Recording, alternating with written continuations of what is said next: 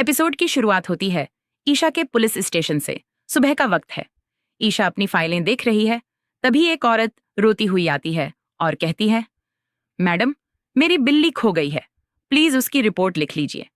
ये सुनकर पूरा थाना हंसने लगता है। एक सिपाही कहता है, मैडम, ये कैसा केस है?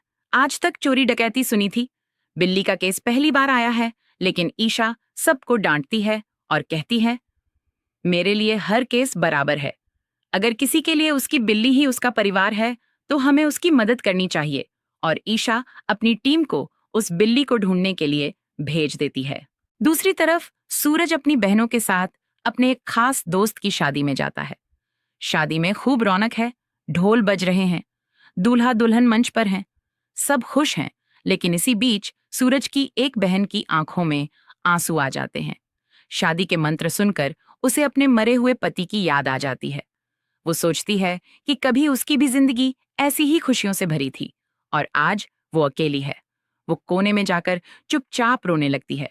सूरज उसे देख लेता है और बिना कुछ कहे उसके पास जाकर उसका हाथ पकड़ लेता है। ये सीन आज के एपिसोड का सबसे इमोशनल सीन था। अगली सुबह सूरज ईशा को मनाने के लिए अपने हाथों से चाय बनाकर लाता है। वो प्यार से कहता है, ईशा, कल के लिए, सॉरी, ये लो चाय पी लो। लेकिन ईशा गुस्से में है। वो चाय को हाथ भी नहीं लगाती और कहती है, मुझे नहीं पीनी तुम्हारी चाय, एक चाय से सब ठीक नहीं हो जाता। सूरज को भी गुस्सा आ जाता है और दोनों में बहुत बड़ा झगड़ा होता है। सूरज कहता है, तुम हमेशा अपनी नौकरी को घर से ऊपर रखती हो। ईशा कहती है, और तुम कभी मेरी इज्जत नहीं करते। बात इतनी बढ़ जाती है कि रात को दोनों एक ही बिस्तर पर बीच में पर्दा लगाकर सोते हैं। ना बात करते हैं, ना एक दूसरे को देखते हैं। दूसरी तरफ सूरज अपनी बहनों के साथ अपने एक खास दोस्त की शादी में जाता है। शादी में खूब रौनक है, ढोल बज रहे हैं, दूल्हा दुल्हन मंच पर हैं, सब खुश हैं। लेकिन इसी बीच सूरज की एक बहन की आंखों में आंसू आ जाते हैं। शादी के मंत्र सुनकर उसे अपने मरे हुए पति की याद आ जाती है। वो सोचती है कि कभी उसकी भी जिंदगी ऐसी ही खुशियों से भरी थी और आज वो अकेली है। वो कोने में जाकर चुपचाप रोने लगती है।